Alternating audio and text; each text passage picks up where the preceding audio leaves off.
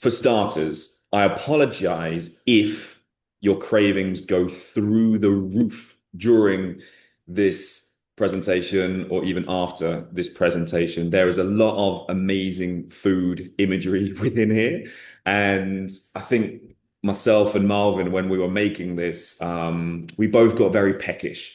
And also, it's quite interesting how when we were making it and becoming more kind of like cognizant of everything within here, it was quite interesting how we would ourselves pick up on a lot of the things that we're going to tell you in here, right? You become that much more aware of it, and you really understand more about the way your mind works and the way, things trigger you and maybe, come up in your day without even noticing it. So I'm very much looking forward to sharing this with you. And it builds on what we went through in the last group coaching call, which was all around breaking through the plateau, right? The fat loss plateau. And one of those bits was around these extras that creep in, right? Ultimately, in order to lose fat, we need to be in a calorie deficit. However, some of the times, willpower fades or maybe sort of cravings sneak up on us, and these contribute to some of these extras or additions that creep in outside of what is really on plan for us, taking us from that calorie deficit to the calorie maintenance or even in a surplus, which means gaining weight. So this is one of the elements of that, breaking through plateaus, making sure you are seeing progress consistently. So as we go through this resource, this training today, please do shout within the chat if anything comes to mind, if anything is particularly anything that you want to kind of highlight as a key takeout for yourself, because as we go through, we will be sort of drawing special attention to these and also at the end.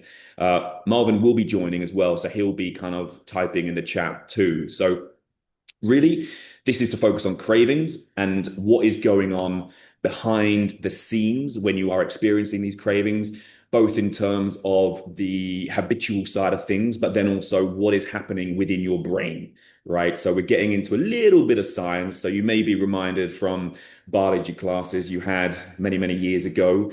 We're also going to go into like why cravings happen, the process of them happening, and really go into the habit loop and what happens there, and also why they are totally normal. We're not faulty, we're not sort of broken in any kind of way. There's a reason for them. And then we're going to go into a little bit around, practical tricks, tips that you can use, because we can't just rely on willpower. We've said that a lot of time. Willpower comes and goes. It gets used by the end of the day when you are probably most susceptible to your cravings. So it's important to obviously know what you can put into play to combat these.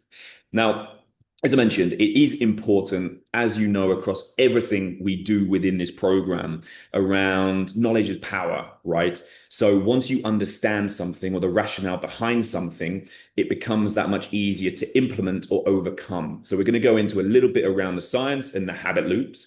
Also, as I mentioned at the beginning, like just being aware of cravings and how they come about, for myself, when we were creating this document, it gives you this sort of heightened awareness of yourself, your mood, your emotional state, your body, how it responds to things. And so when it comes to cravings, we can really understand more about that personal subjective experience, which is going to be different to everyone. And I touch on that in a moment as well. We also want to help you game plan, right? Just like we do with travel or social occasions or free meals, we want to help you game plan and have these frameworks available for you to really dial in your behaviors and focus on what you need to focus on.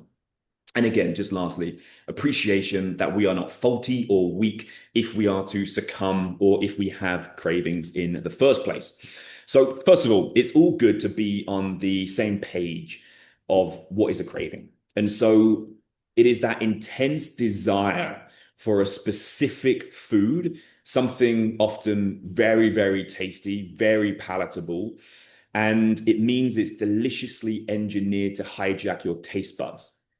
As I said, it's always very specific. So, for example, like we can really notice cravings by the language that we use. So, for example, for me, like I'm dying for a Sophia's Bistro truffle pasta, or like I need kanafa right now. right this very moment. Or I could murder the Habitain shawarma, or I have a sudden craving for albake. Or how can you go to the cinema and not have popcorn, right? It is this really like intense sort of emotional desire for something in particular. That is when you know it is a craving. And so this is what some of you shared when it came to inputting when you were booking the call.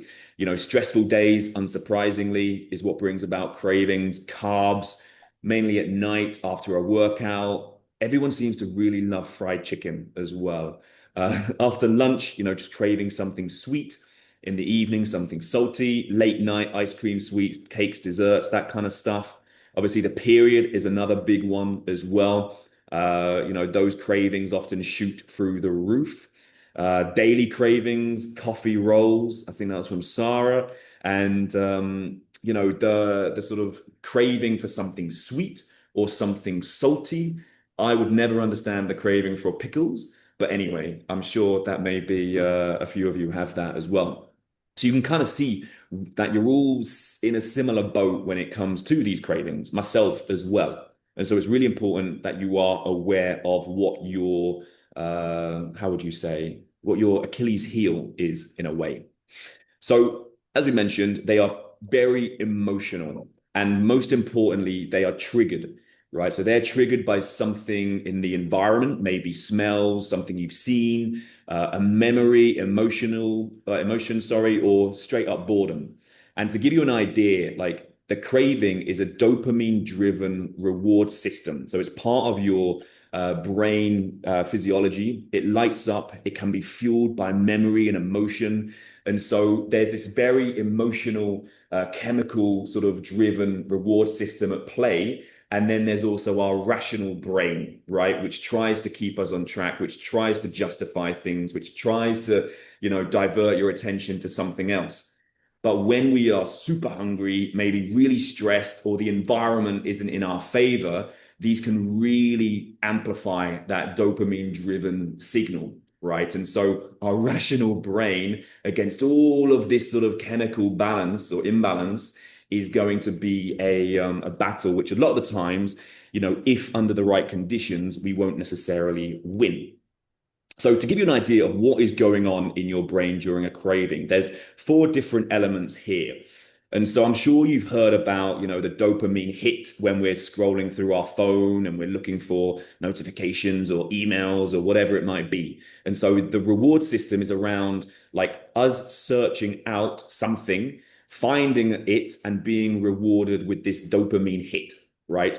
So when you think of, see or smell a food, that you like, your brain releases this little, you know, hit of dopamine, which basically creates this anticipation and motivates you to seek it out. So even before you maybe even see it or eat it.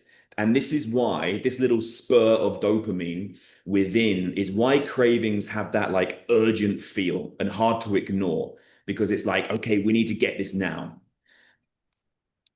Next up, memory and emotion. So don't worry too much about the brain names or the areas of the brain, but essentially the memory center recalls past experience of potentially eating that food, how it tasted, it was amazing. Can you think of the cheese, like all of that kind of stuff? And your amygdala, the emotion center, it ties food to comfort, stress relief, or celebration. So this is why sometimes, you know, emotional eating is a big thing, because it is driven by that particular area of the brain. So again, when you're stressed, you're sad or bored, your brain pushes you to find comfort or relief within particular foods that you have a positive emotional connection to or memorial connection to. Number three, decision making and self control. So the prefrontal cortex, this big part of the brain, which is like the rational center, it controls what we do. And this is where, you know, we think, okay, I want to lose, you know, 5 kilos. And I know that if I eat this food, it's not going to be conducive to me reaching that goal, right? So that is the rational part. And at times, it's awesome, right? We can be strong, good willpower, we can decide against impulses. However, during these strong cravings, the system often gets overridden by the emotional and reward circuits in the brain. So if you're tired, if you're stressed, if you're hungry, then it's going to be a battle which most likely, your rational side is not going to win. As we know, the emotion versus rational, they don't sort of match up. If you've ever had an argument maybe with someone and you're trying to be rational, they're being emotional, they just can't see it, right? And equally, you probably can't see their point of view either if you're super rational there. And then finally, on the sort of science side of things, the homeostasis signal. So remember, I think in the last training, we had homeostasis. Again, remember from school biology, is your body seeking stability, basically. So hormones like ghrelin and leptin play a role in this. So if you are, again, sleep deprived, tired, stressed, maybe you haven't eaten enough that day, particularly protein or fiber, then ghrelin is higher. Your body releases that hormone and your brain is primed for cravings. So it's that idea that when you aren't getting enough in, right, when you're potentially at risk, hungry, then your body releases a particular hormone, ghrelin, and it's going to boost those cravings up. So it's going to have you search out those calorie dense foods. So, stuff in high sugar, high salt, high fat, those sorts of food, which is going to give the body what it needs, right? Because it needs to survive. And so being hungry isn't necessarily a good feeling to feel when it's in that state. So over time, these behaviors, these habits, these reward systems are reinforced, right? So the more you repeat something, the more you repeat a behavior, the stronger the connection is. So the impulse takes over, there's less control. And so importantly, it's not necessarily about weakness or lack of willpower or discipline.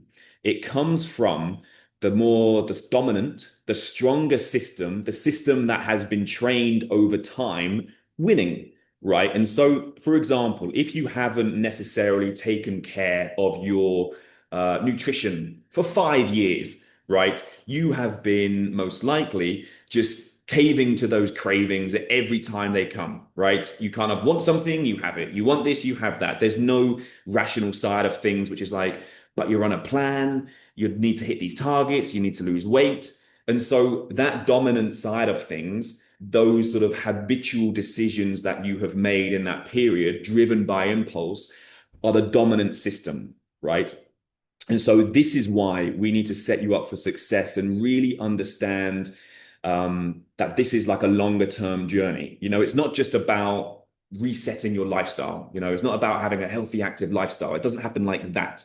It's about deconstructing all of these behaviors and habits that you may have and building up these more positive ones. So that only comes with time. And this is what we see a lot is people may previously have come into the program and thought, I need results. I'm expecting like big drops straight away. And if they have been out of the gym, nutrition, anything for 5 or 6 years, then that is going to take time to undo.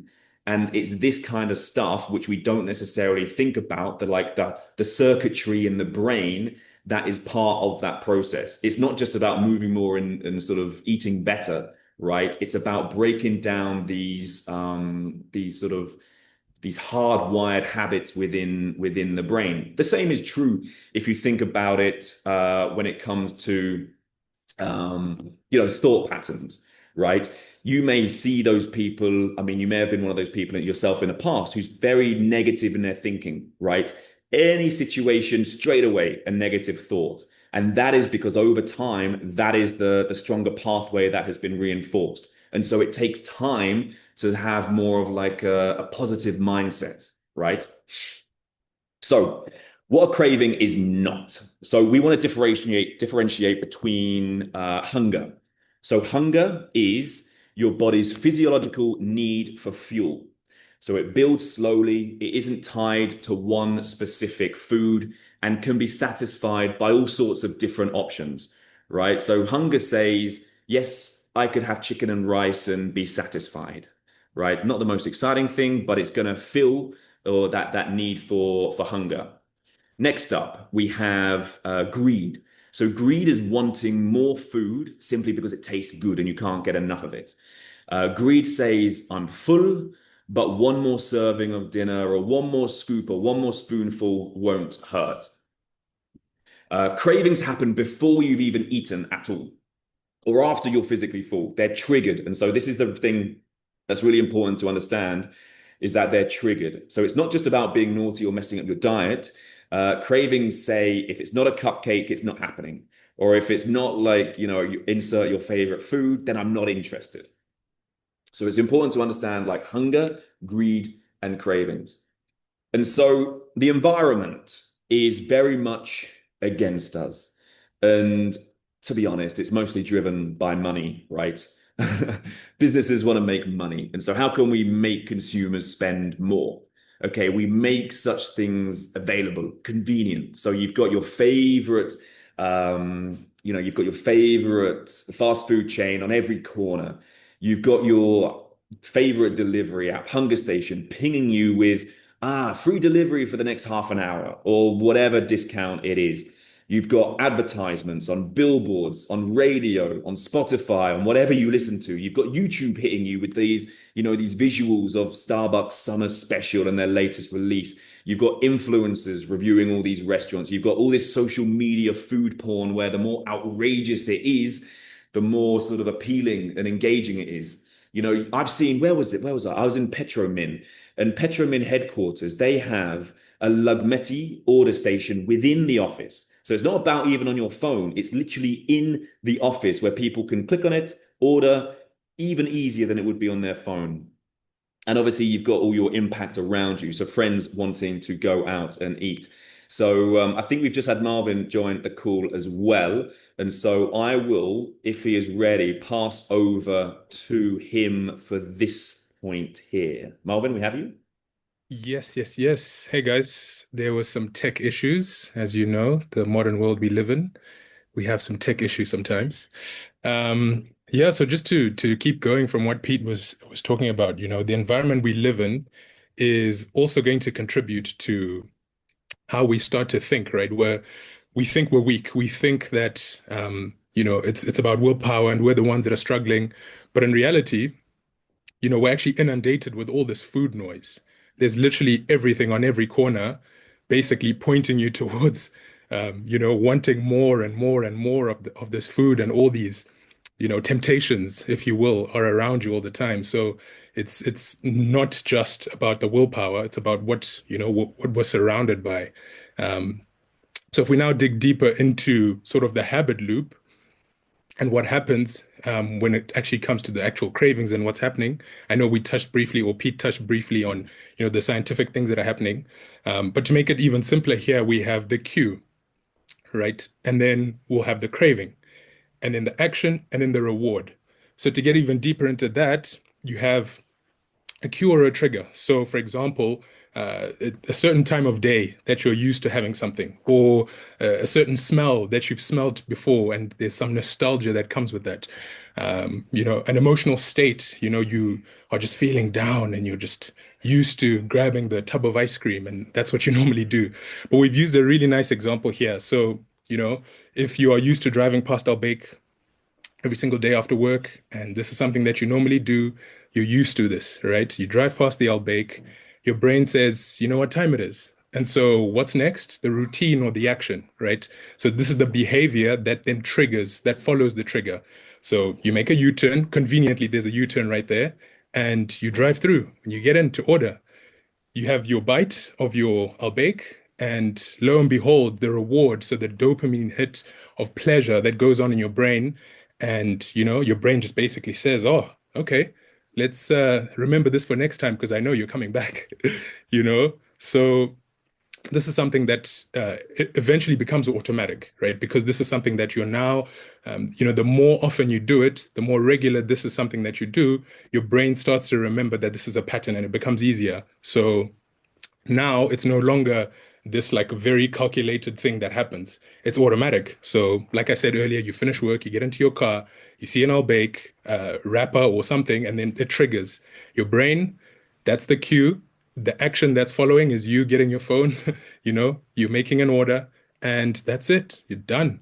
So whereas before, in the beginning, when it first happened, there was this whole process that was happening. Now it's just automatic, and the brain just becomes so easy to respond to this cue that you've given it and that you're so used to doing.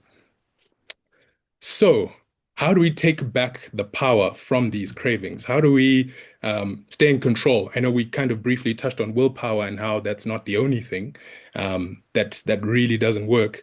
And think of it this way.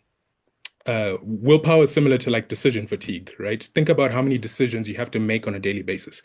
I can't think off the top of my head, but I think the human brain does like, you make 1,000 decisions, as small as do I want to use, this toothpaste or buy this toothpaste, or, do I want to go this direction to work or go this direction? Like all these little things, they add up in terms of how much your brain can handle in terms of decisions.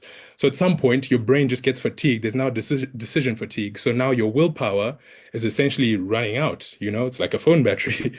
If you've been programmed for years to respond to a certain trigger or reward, and rewarded with food every single time, that pathway in your brain becomes really strong. So to try and fight it with willpower, where you've hit decision fatigue, it's just not going to happen, right? It just really isn't. So what we want to do is not rely on willpower, but we want to have a three-step process to take back that power from your cravings, right? So what does that look like? Firstly, we want to identify the trigger, right? And then we want to win the habit loop, and then we want to get tactical. When we talk about identifying the trigger, I don't know if you guys are familiar with the book Atomic Habits that James Clear wrote. Great book on how to hack your habits and how to work with your brain and what's happening, on a deeper level. He often talks about replacing bad habits with good ones, right? So here, something we can do is we can actually um, you already have good habits, right? But you also have bad habits. So now what you want to do is marry the two, or you want to do the complete opposite, where you want to reinforce the good ones so that you override the bad ones, right? Um, Something you want to do as well is, or be aware of, is that you can't change what you're unaware of. So this is why we also want to identify the triggers. We want to slow down. We want to pay attention to when a craving hits.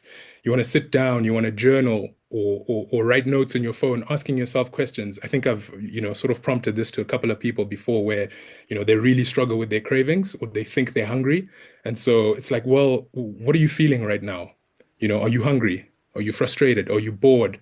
Are you stressed? Are you fatigued? Are you annoyed? Like all these feelings, these emotions that are, associated with food or cravings.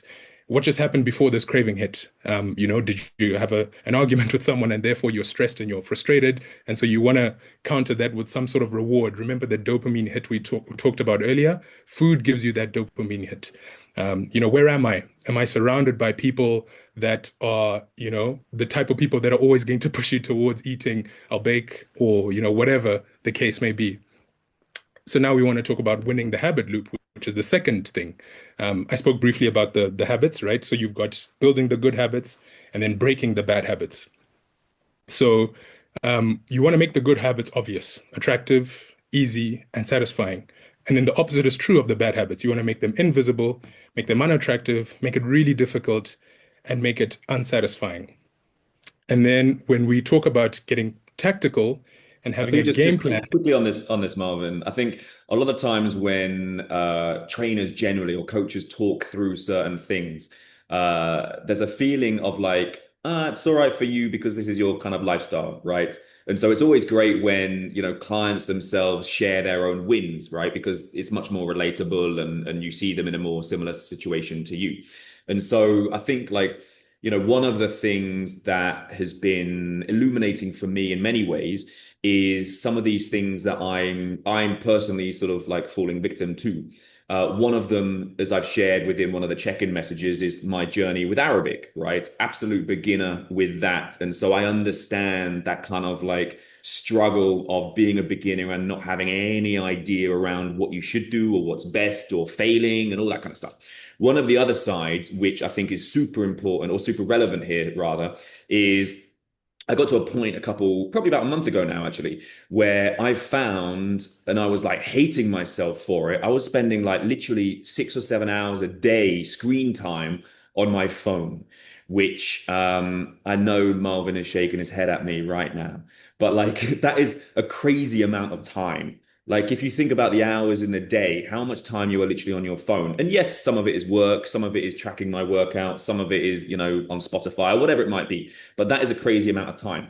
And so willpower is absolutely not enough to stop you picking up your phone, stop you going to Instagram and looking at reels mindlessly and doom scrolling, right? We've all tried it. We all want to kind of implement these better habits or get rid of bad habits, but it just doesn't work. Like the sort of hijacking of our dopamine reward system by these apps or by food is working against us. As we said, the environment, there's literally advertisements everywhere, discounts everywhere, prompting you to do these things, right? And so for me, it was important to then think, and a friend recommended it to me. There's this app called Opal.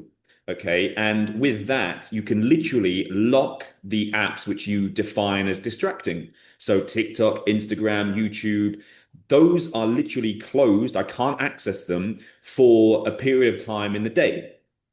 And so what I'm doing there in terms of this habit loop, right, is I'm making it like literally invisible because I can't access it.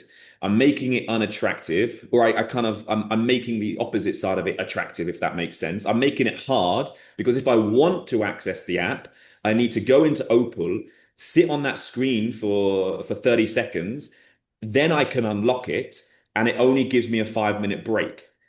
So then it becomes this whole process of like, ugh, it's not really worth it. And what I've found, and I'm sure it's probably the same for you as well, is if I am in a place where I'm like, I'm working, right? I'm locked in. I then come up against something somewhat challenging or something that needs a little bit of extra thought, you reach for your phone right away because you want to escape the hard work thinking and you want that dopamine hit of whatever message you might be seeing. And so to then put a physical or digital barrier in front of that becomes something that then changes the behavior that you have. And now, like, whereas before I would be reaching for my phone as everyone does during the day for no good reason other than to, swipe up kind of thing. But now it becomes much more of a conscious decision. So we've interrupted the habit. We've kind of understood that sort of cue craving response reward loop, and we have something better in place. And now, to be honest, like my screen time is down to like 4 hours a day. So when it comes to the food side of things, and which Marvin will touch on in a moment, it's important to literally not just like wish for it to be better or you hope you're going to manage these cravings, but to put things in place to actually stop you doing the thing or making it really difficult to do the thing. So sorry about that, Marvin. Back to you, but I hope that gives a bit of a interesting insight into like the habit loop playing out in other areas of life as well. Yeah, and I think I told you, Pete, I might have actually shared this with a few people as well, where like the habit loop thing for me was actually less around food. Well, I'll actually briefly touch on the food thing later. But with social media, I was, very similar where I actually found myself, stopping at a traffic light. And the first thing every single time, like clockwork, would pick up my phone, like just not being able to sit at a traffic light and wait for 20 seconds for it to turn green. I had to pick up my phone. It's almost like, I'd now trained my brain, to do this. Up until this one time, a friend of mine stopped by next to me and he basically beeped at me to basically wave at me, and it took like five or so seconds for me to realize, oh, this guy's trying to get my attention. And then I put my phone down, I looked at him, I waved at him, and it was in that moment I just realized, oh my goodness, this is getting out of hand. So I completely removed access, and talk about a habit loop where I stop. My brain is now so used to every time I stop and I'm bored, I can't sit with this boredom. I have to pick up my phone. I have to look at Instagram or social media or whatever. And there goes my Instagram story. Hence why no one ever sees me on there. You're lucky it was that way and it wasn't a 500 real fine from an officer. Yes. Yeah, thankfully it was way before they started putting the fine. So yeah, but let's talk about getting tactical. So you figured out your triggers, right? You have asked yourself all those questions. So now we need to create a game plan. And let's say, for example, you're fatigued. you know that, sleep is the issue. It's obvious. You need to prioritize better sleep. Prime example for me at the moment is, I've got a young little boy and we've barely slept. It's been a while. And there's just something about, again, without trying to get too deep into the weeds and the science of it, but when you're not sleeping well, when you're fatigued, and when your brain or when your body's deprived of rest, your body doesn't function optimally. So the hormones that are responsible for telling you when you're hungry and when you're full are not functioning optimally, right? The hormone that tells you you're hungry is heightened significantly more than usual, right? And the one that tells you you're full is actually dampened. So I've felt this, like it's just the cravings are just through the roof. I literally feel like I can eat anything under the sun. So if you're fatigued, definitely prioritize better sleep. Get those 7+ hours of sleep at night. If you're bored, maybe go for a walk, pick up a hobby, call a friend, social occasion perhaps, maybe pre-commit and decide what you're going to eat and how much you'll eat beforehand. Oftentimes we know what's going to be there, what's going to be in front of us. So you can plan, what you're going to do or how you're going to approach it rather than just showing up and expecting to not, succumb to everything that's in front of you. And if you're genuinely hungry, which is not always the case, but sometimes is, go for whole foods, choose the whole food meals, choose the fruits, the vegetables, choose the things that aren't, packaged, and go for more wholesome, satisfying meals because that's going to keep you, away from the cravings, but will also keep you fuller for longer, give you energy, and so on and so forth.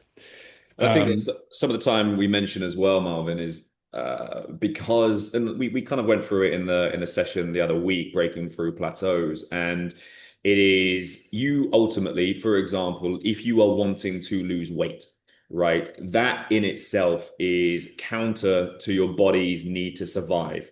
Your body doesn't care really how aesthetic it looks. If you look good in a swimsuit, if you look good naked, like the main purpose that is driving everything within your body is survival, right? And so it kind of has these tricks and has these things to obviously promote you to be well fed and to get enough fuel in so you continue living, right?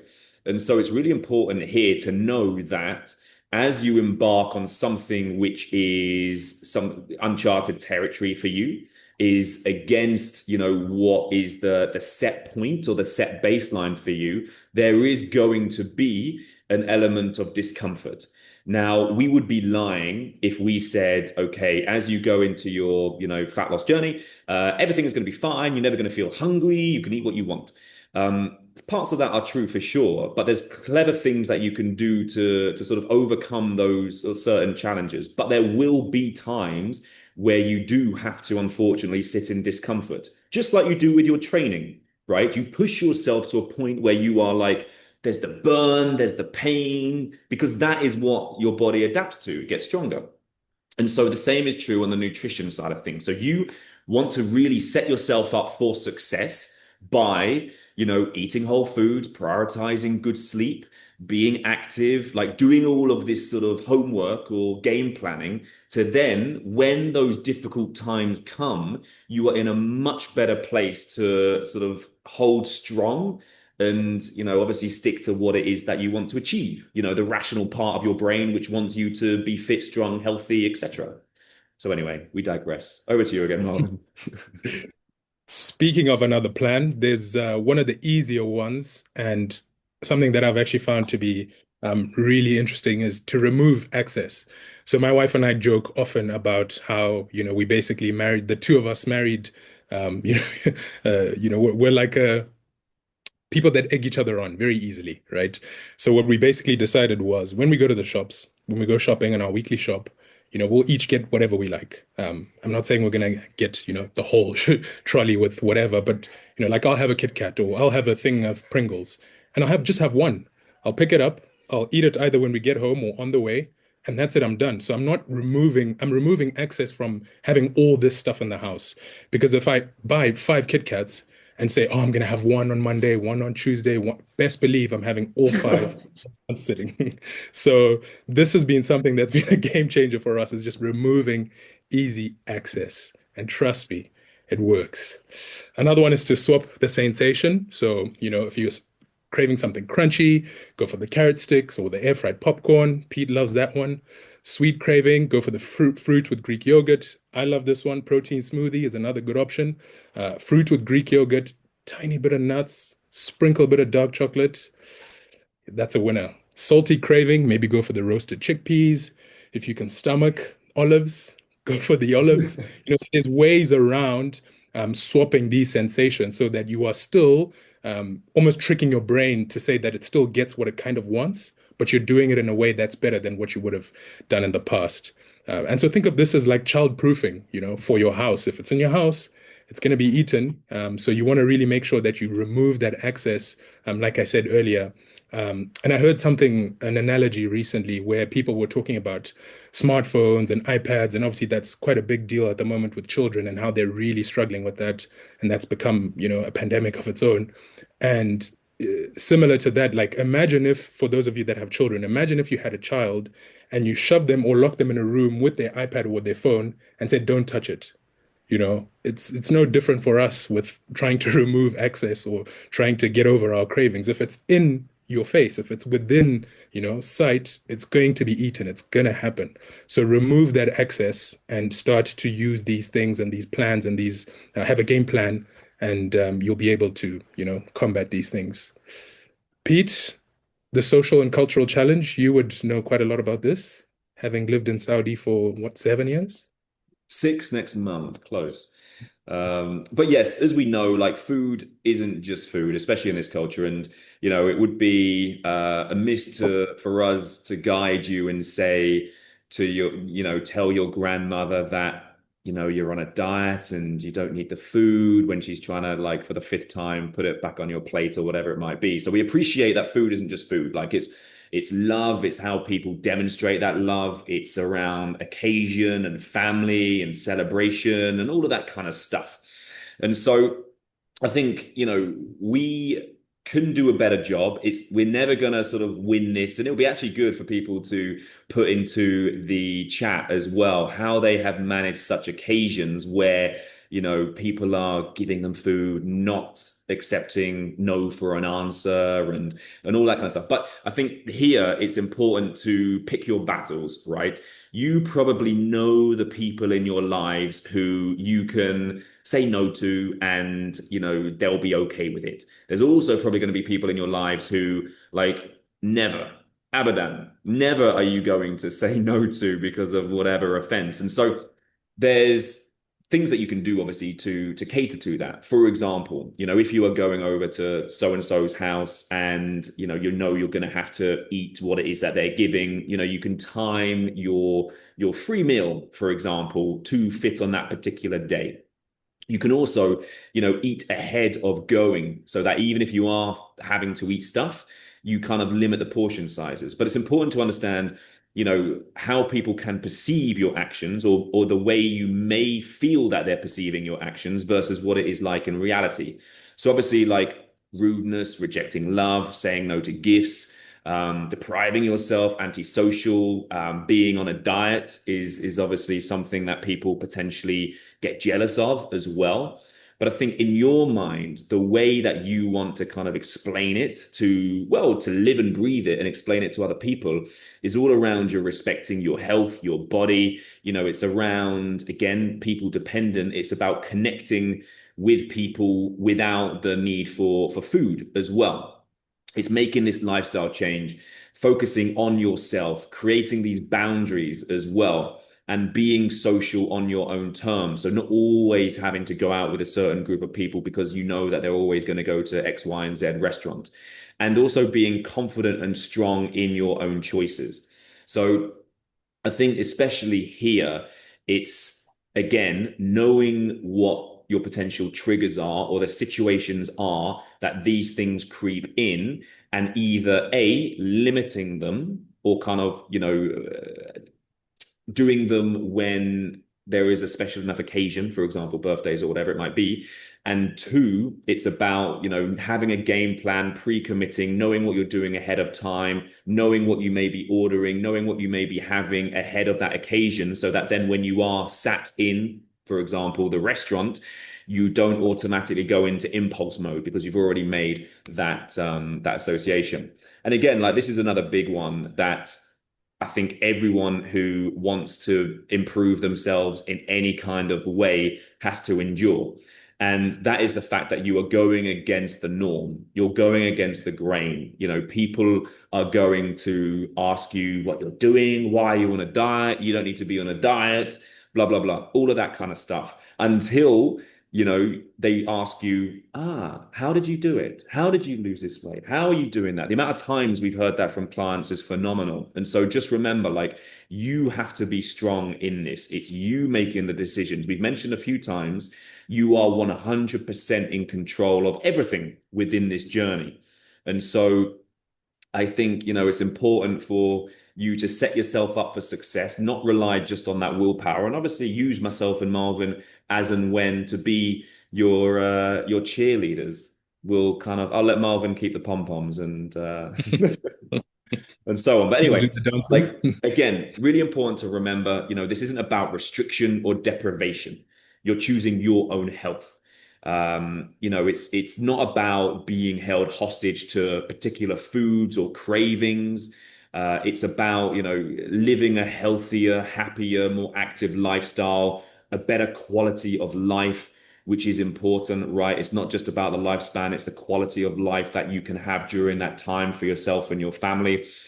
And we are not full restriction, as you know. The occasional treat, the free meal isn't the problem, right? If it is planned, if it has guardrails around it, if you're smashing everything else, great. It is the repeated reinforcement of this habitual loop that we see. So now you are conscious of it. You can think around, okay, has this happened before? Am I in this habit loop? What has triggered this? How can I make it, more difficult, less easy, less satisfying? How can I break this loop? So, as we sort of mentioned in one of the first slides, this knowledge, this understanding, this awareness really is a superpower because now you are responsible. You understand how you can break these things or build these habits to obviously get you to where you want to be. Because a lifetime of following impulse and reinforcing these habits is tough to overcome, but with enough work, with enough practice, with enough patience, you will get there. So key takeouts: cravings are not a flaw. You are not weak, you are not broken, you are not any of that. They are a normal brain process. It is the body's way of trying to survive, right, and feel satisfaction. When you start seeing a craving, think of this cue, routine, or behavior reward loop. Stop blaming yourself and start working with the reality of how your brain works. Taking action, breaking or building these habit loops is the only way to really combat cravings. As we said, relying on willpower and hoping for the best in anything is never going to happen, right? You've got to take action. You've got to make it happen. With awareness, with planning, some environmental boundaries, you can enjoy the foods you love guilt-free without these impulses really pulling the strings. So again, actually, just on that, sort of an interesting point is think of when you're in a supermarket. If you go to a grocery store, you've got all of these little things at the checkout, right? You've got all the chocolate bars, you've got the chewing gums, you've got the this, you've got the that, and instantly that creates a trigger, right? It's there, it's easy, you can eat it literally in 2 seconds after you pay for everything. And so noticing these little things as you go about your day, I think is really going to be a bit of a superpower for everyone. And weirdly enough, I was looking for pictures about cravings, and pizza and M&Ms is a thing apparently. So let's not try that. Let's just take it for the word. But if there's any questions at all, please do put them into the chat. I think we had Amani. I usually say, don't worry about me with food. I'm not shy. I will serve myself. Nice. And take charge serving others. Or I keep that family gathering for my off meal. I do like that. It's kind of like something I did back in the day in my 20s. If I didn't want to go out and join everyone drinking, right? Alcohol. I would like get the rounds in, right? And I would order soda and lime. So I was everyone about thinks to it's say, vodka soda lime. classic, classic lime So soda. if you take that control, you can really like navigate or maneuver the situation as you wish, or more in your favor, if you see what we mean. But yeah, if there's any other questions, any observations, I think that would be amazing to share. Obviously, really, really appreciate everyone sort of coming in as you do every fortnight for these Tuesday sessions. I think they're brilliant and we're getting lots of positive feedback.